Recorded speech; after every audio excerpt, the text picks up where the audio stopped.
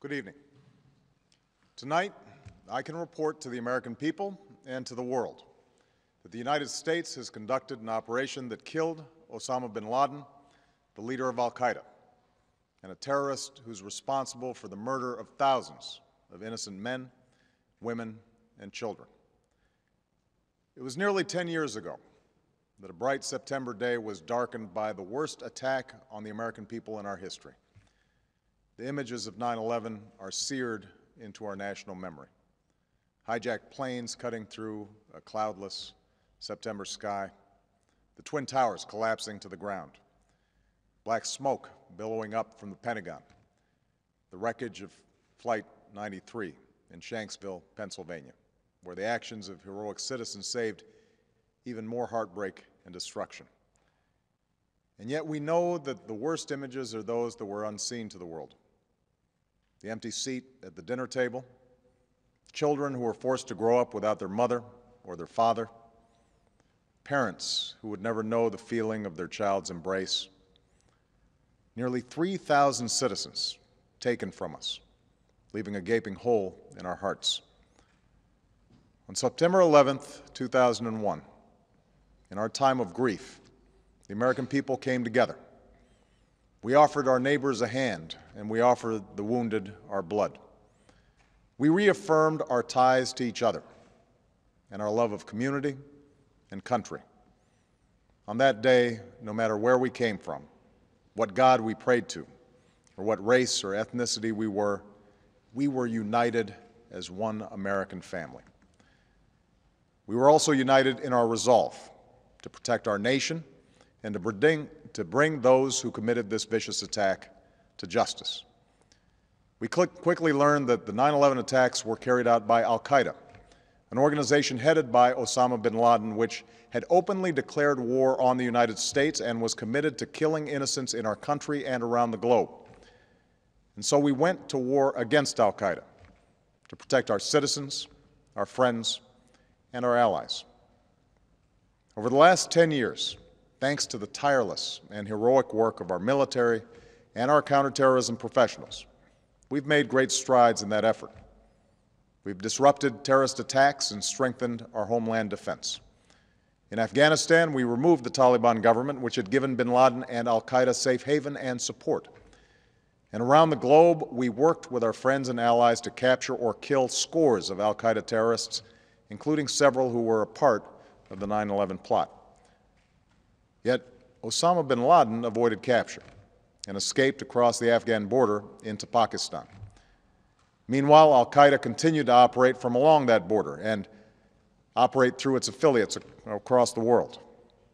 And so shortly after taking office, I directed Leon Panetta, the director of the CIA, to make the killing or capture of bin Laden the top priority of our war against al-Qaeda, even as we continued our broader efforts to disrupt, dismantle, and defeat his network.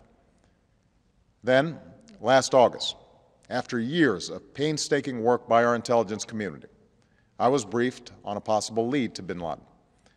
It was far from certain, and it took many months to run this thread to ground. I met repeatedly with my national security team as we developed more information about the possibility that we had located bin Laden hiding within a compound deep inside Pakistan.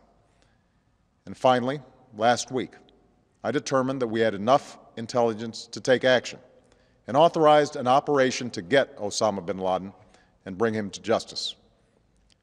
Today, at my direction, the United States launched a targeted operation against that compound in Abbottabad, Pakistan.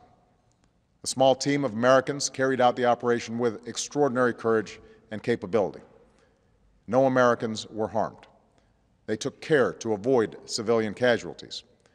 After a firefight, they killed Osama bin Laden and took custody of his body. For over 2 decades, bin Laden has been al-Qaeda's leader and symbol, and has continued to plot attacks against our country and our friends and allies. The death of bin Laden marks the most significant achievement to date in our nation's effort to defeat al-Qaeda. Yet his death does not mark the end of our effort. There's no doubt that al-Qaeda will continue to pursue attacks against us. We must and we will remain vigilant at home and abroad.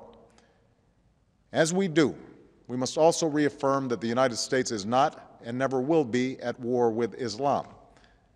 I've made clear, just as President Bush did shortly after 9/11, that our war is not against Islam. Bin Laden was not a Muslim leader. He was a mass murderer of Muslims.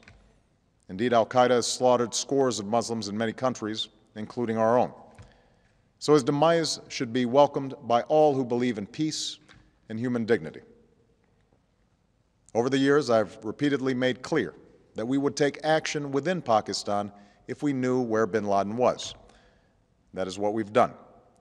But it's important to note that our counterterrorism cooperation with Pakistan helped lead us to bin Laden and the compound where he was hiding. Indeed, bin Laden had declared war against Pakistan as well and ordered attacks against the Pakistani people. Tonight, I called President Zardari, and my team has also spoken with their Pakistani counterparts. They agree that this is a good and historic day for both of our nations. And going forward, it is essential that Pakistan continue to join us in the fight against al-Qaeda and its affiliates. The American people did not choose this fight. It came to our shores and started with the senseless slaughter of our citizens. After nearly 10 years of service, struggle, and sacrifice, we know well the costs of war. These efforts weigh on me every time I, as Commander-in-Chief, have to sign a letter to a family that has lost a loved one, or look into the eyes of a service member who's been gravely wounded. So Americans understand the costs of war. Yet, as a country, we will never tolerate our security being threatened, nor stand idly by when our people have been killed. We will be relentless in defense of our citizens and our friends and allies. We will be true to the values that make us who we are. And on nights like this one, we can say to those families who have lost loved ones to al-Qaeda's terror, justice has been done. Tonight, we give thanks to the countless intelligence and counterterrorism professionals who've worked tirelessly to achieve this outcome. The American people do not see their work nor know their names, but tonight they feel the satisfaction of their work and the result of their pursuit of justice. We give thanks for the men who carried out this operation, for they exemplify the professionalism, patriotism, and unparalleled courage of those who serve our country. And they are part of a generation that has borne the heaviest share of the burden since that September day.